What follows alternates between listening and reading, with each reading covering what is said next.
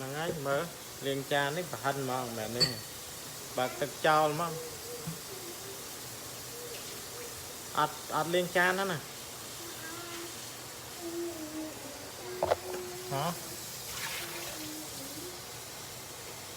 bà hành mà bà tập trao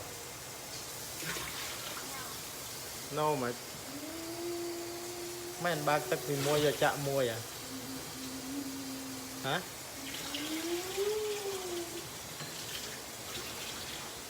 nụ chan mới tức là toàn man liêng hả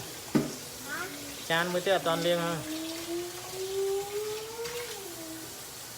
liêng micro á nằng em ơi ừ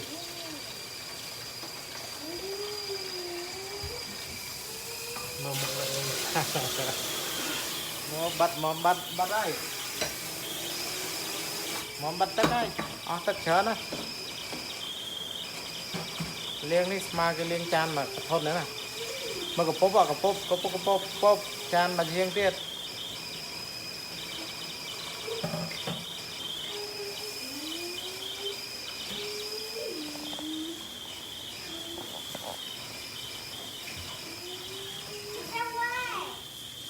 vót mấy và liêng chan tất mà cái thôn này này mom bán này liêng mấy bán này con có bán này bắt tất cả